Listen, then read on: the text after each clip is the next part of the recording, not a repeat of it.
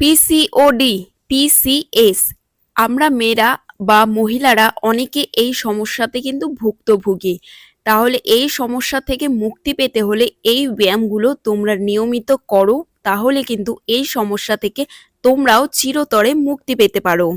Hello everyone, this is Nupur and তোমরা দেখছো নূপুর health tips. So আজকে কথা বলবো পিসিওডি নিয়ে এবং পিসিওএস নিয়ে। এই পিসিওডি এই প্রবলেম নিয়ে কিন্তু এখনকার দিনে মহিলারা অনেকেই ভুক্তভোগী। এই সমস্যা থেকে তোমরা কি করে মুক্তি পাবে সেই সমস্যার সমাধান কিন্তু আমি নিয়ে চলে এসেছি।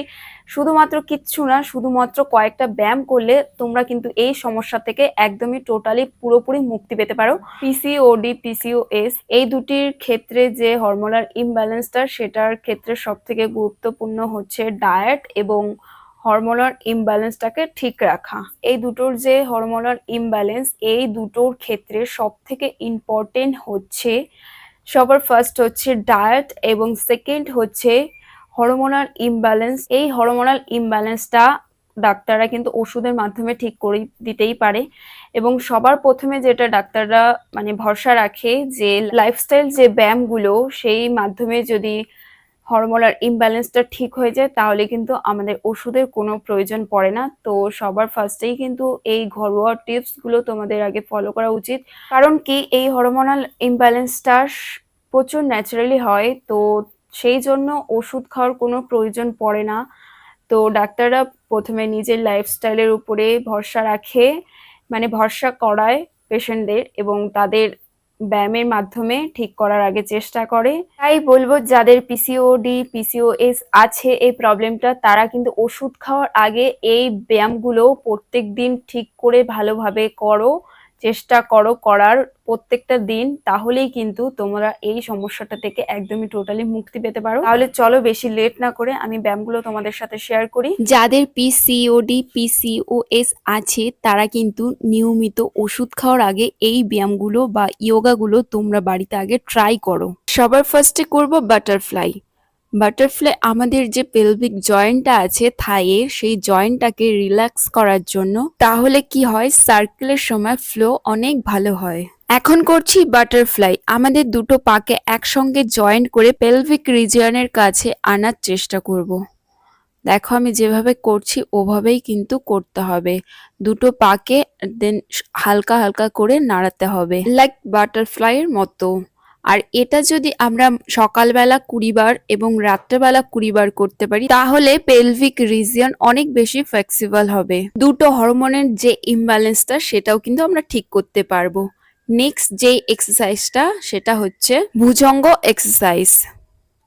এটা করার জন্য আমাদের কিন্তু শুয়ে পড়তে হবে, প্রথমে উল্টো হয়ে শুয়ে দুটো হাতকে একদম কাঁধের নিচে রাখবো, রেখে একদম রিল্যাক্স হয়ে কাঁধের নিচ থেকে ভর দিয়ে আমরা কিন্তু ওপরের দিকে 10 সেকেন্ডের মতো হোল্ড করব।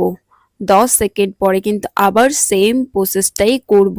নিচেও কিন্তু আমরা 10 সেকেন্ড হোল্ড করব, আর এটা কিন্তু আমরা রোজ 5 বার করব। আগে সম্পূর্ণ ভিডিওটা ভালো করে দেখো, বুঝে তারপরে করবে। একদম উল্টা পাল্টা করবে না। আমি যেরকম করছি সেম সেভাবেই কিন্তু করবে, একদম উল্টোটা করলে কিন্তু হবে না। দেখো আমি পাগুলোকেও দুটো সোজাই রেখেছি আর হাতগুলো কিন্তু সেম ওভাবেই আমার আছে। এইভাবে করে কিন্তু একদম 5 বার করব। ওপরেও আমি 10 সেকেন্ড হোল্ড করছি, নিচেও কিন্তু আমি 10 সেকেন্ড হোল্ড করছি। আমি ভিডিওতে দেখাচ্ছি তার জন্য কিন্তু পুরোটা দেখাচ্ছি না, 1-2 বার করে করছি এবং টাইমটা কতবার করবে আমি সম্পূর্ণটা তোমাদের কিন্তু বলে দিচ্ছি। নেক্সট যে এক্সারসাইজটা করব সেটা হচ্ছে শলভা আসন।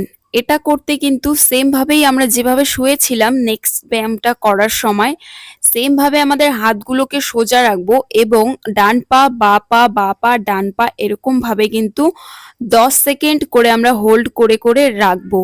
একবার এই পাটাকে আমরা 10 সেকেন্ড হোল্ড করব, আর একবার নেক্সট পাটাকে আমরা 10 বার হোল্ড করব এবং আমাদের শরীর কিন্তু পুরোটাই সোজা থাকবে। হাত দুটো পুরোটাই সোজা থাকবে এবং আমাদের মাথা কিন্তু পুরোপুরি সোজা থাকবে। আর এই এক্সারসাইজটা কিন্তু আমরা 10 বার মতো করব অ্যান্ড 10 সেকেন্ড করে কিন্তু হোল্ড করব। আর প্রত্যেকটা ব্যায়াম কিন্তু তোমাদের ভালোভাবে দেখে বুঝে তারপর করতে হবে। 10 বার করা হয়ে গেলে লাস্টে কিন্তু দুটো পাকে একসঙ্গে দুটো পাই উঁচু করে 10 সেকেন্ড আমাদের হোল্ড করতে হবে, দেন রিল্যাক্স করে উঠে যাবে। নেক্সট যেই আসনটাতে যাব সেটা হচ্ছে সেতুবন্ধা সর্বাঙ্গাসন বলে। এই যোগাটা করার জন্য পুরোটা আমি উল্টে আবার সোজা হয়ে শুয়ে পড়বো, একদম রিল্যাক্স হয়ে শুয়ে পড়বো। শুয়ে কিছুই না, একদম আমার দুটো পাকে একদম সামনে টেনে আমার দুটো হাত দিয়ে পায়ের উপরে ভর দিয়ে কোমরটাকে যতটা সম্ভব ওপর দিকে উঁচু করার চেষ্টা করব। দেন এটা করার সময় 10 সেকেন্ড হোল্ড করব এবং রিল্যাক্স করে আবার 10 সেকেন্ড হোল্ড করব। এটা কিন্তু আমরা দিনে 5 বার করে করব। নেক্সট হচ্ছে বিপরীতকরণ।